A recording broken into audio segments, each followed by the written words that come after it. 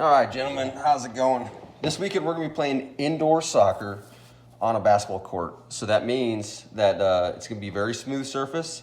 The ball is going to be very fast, so we have to have good touches on the ball and make good, accurate passes.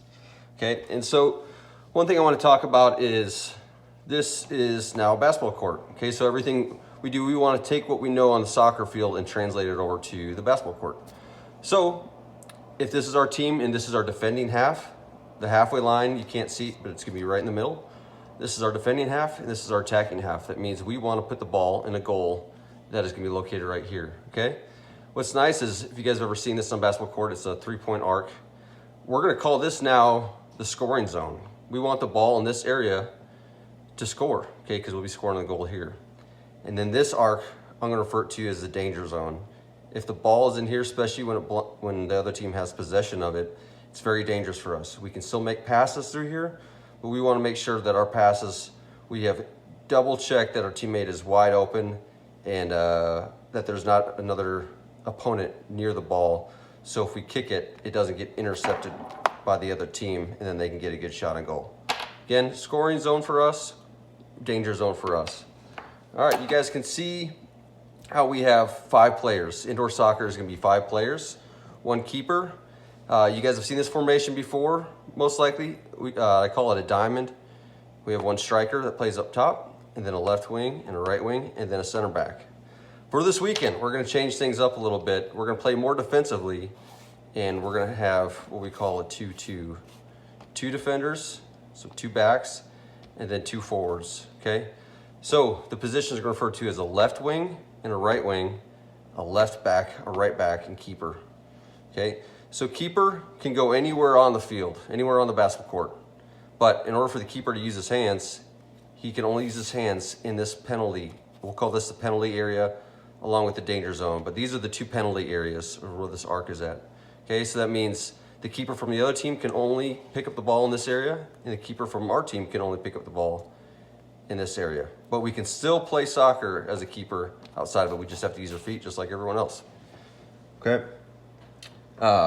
The biggest reason we're switching to a 2-2, 2 defenders, 2 forwards, is because we're going to play more defensive soccer. We're going to be playing against some older kids. So our advantage is that we're going to be a more aggressive, fast-paced team, and we're going to play very defensively. And what we're going to try to do is really focus on catching. If the other team has the ball, when they come up here, we have 2 people up top defending. So if there's a pass across the field, we want to capitalize on intercepting the ball near halfway mark with 2 forwards defending on top, and then we can get that breakaway. Okay, that's going to be our main source of scoring most likely this weekend, is to play good defense, 2 backs, and then 2 forwards up top, and really work on protecting the danger zone. And when the other team gets spread out, when they go to make that cross, we can intercept and dribble up and shoot, okay? So it doesn't matter we're playing against older kids, okay? We just have to play smarter than them, and we have to be more aggressive, which we can do easily, okay? All right, so let's talk about our goal kick procedures. They're gonna be different, okay? Goal kick procedures, instead of having like a kick from a keeper, the keeper must either throw or roll the ball into play, which means the ball crosses the goal line and it's last touched by the other team. The keeper will pick it up, and then for anywhere in this penalty area, the keeper must either roll it or throw it. I recommend just rolling the ball to a wide open teammate, okay? Rolling the ball keeps the ball typically on the ground, which is easy to receive, and it's easy to control where the ball is going. So just like in a normal goal kick, when we're attacking, which means we have the ball, we want to be spread out, okay? If we see something like this, where our close options are blocked, then simply either roll or throw the ball to the open defender. If everyone's guarded, put the ball in a safe place, which would be downfield, especially to the outsides, okay? If we have no one open, we wouldn't want to try to force this pass right here, which could be intercepted and then immediately taking a shot on us, okay? But the important thing is keeper. when you have the ball, you have to either roll or throw the ball into play. Once you put the ball on the ground to kick it, that ball is live. And if the other team's on it, once you put that ball down, they can come after you. But if you are holding onto the ball, just like in outdoor soccer, they can't come into this penalty area. Okay? We always want to have 2 close options wide and then 2 mid-range options. Okay, we want to spread out, make it harder for this other team to defend. Okay? All right. When we're attacking, okay, when we're attacking in the attacking half, which is going to be this half for us, we always want to try to generally maintain a box because it's how we spread out. It's how we maximize our options and create more space, which makes it harder for the other team to defend. Okay, so right here, if the left back has a ball, he's got several good options. He can, if he runs into trouble, he can always make a drop pass to a keeper, which the keeper can play with only their feet. If you make a pass back to the keeper cannot pick up the ball with their hands if it's a pass back. Okay, it's a good option to the outside back as long as there's a clear lane, or down the line, or in the scoring zone. Something that's very important is that we want to keep someone in the scoring zone at all times. That is the best way to score, okay? Don't think of it so much as we need to get the ball in this goal. We need to get a teammate in the scoring zone with possession of the ball, okay? So if the ball's right here, that's perfectly fine because we're trying to get the ball into the scoring zone. We're trying to get the ball to a teammate that can have possession of it in the scoring zone. So typically, rec soccer is always like, we must get the ball here. We must get the ball here. We're straight lines right to the goal, but we're smart, big, tough dudes. We want to use the whole field so that we can create options to get the ball to a teammate in the scoring zone. Because once the ball's there, then we're in a great scoring opportunity.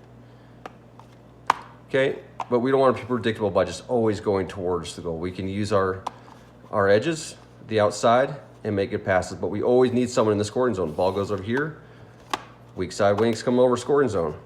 Okay, same thing. Okay, so that's how I'd like to see it. Guys, there's gonna be a lot of movement. There's gonna be a lot of mistakes made. You might have right wing going over left wing and vice versa. That's fine. As long as we generally maintain separation, keep our options open, that's fine. We'll make mistakes, we'll move on, don't worry about it. All right, now another thing I want to talk about is when the ball goes out of bounds, there's no throw-ins, okay? So when the ball goes out of bounds, we'll have the strong side back do the kick in, okay? Just like outdoor soccer, we always want the near side wing to be an option down the line. We want the weak side back to be a drop option, and then we want the weak side wing to be typically generally in a scoring position right here, okay? We have 3 good options. We also have the keeper right here as our last check right there, okay? It's a kick in, and once you get the ball, don't second guess yourself. You have 4 seconds to make the decision.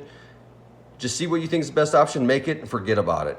If there's something we can work on, I'll talk to you about it, but don't ever worry about getting in trouble for making the wrong decision. Do what you think is best in the moment and make it. Who cares? Okay, you're just doing the best you can within the moment. All right, now when we're defending in our defensive half, because this is the half of the field here that we're defending because we want to protect this goal. Again, we want to put ourselves in a position where we always protect the middle first, okay? If we see something like this, this is pretty good defense. We are staying in between the ball and the goal. We are staying in between their options. Ball gets shifted over here. We can flex over. We're still defending right in front of the goal, which is good. All right. If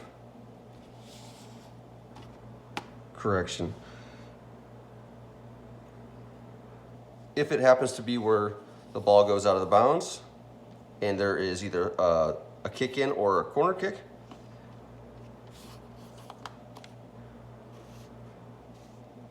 the near side back will protect the ball, the far side back will protect the middle and anyone behind. And we'll posture like this, okay? Still protecting the middle. If we get the ball back, immediately like a firecracker goes up, we're exploding out into space, making it hard for the other team to defend. okay? When we do a goal kick for our half, it's gonna look something like this. So pretty much anywhere in this area here, if the ball goes out of bounds, we have a kick in right here. We're gonna treat it like a corner kick. We're gonna have our wings take it, okay? Because right here, our near side back is actually in a good scoring position, okay? We have someone in the scoring zone. Our weak side wing is in the scoring zone. Our weak side back is kind of making a drop posture or even for a long pass to just dribble up and shoot if they need to. And then we'll still have our keeper up here. Remember, goodness gracious, remember, this is the halfway line. The other team cannot score unless they bring the ball past this line. So if the keeper is all the way up here, the other team gets the ball, and you're worried about the keeper being too far up that they could score on you, that's okay because they can't score from here. They have to dribble the ball across the line to shoot. But keeper, if you're creeping up, make sure the second we lose possession, you're running back to protect the goal, okay? Let's be aggressive, why not? All right, one last thing I want to talk about. You might hear me say zone defense.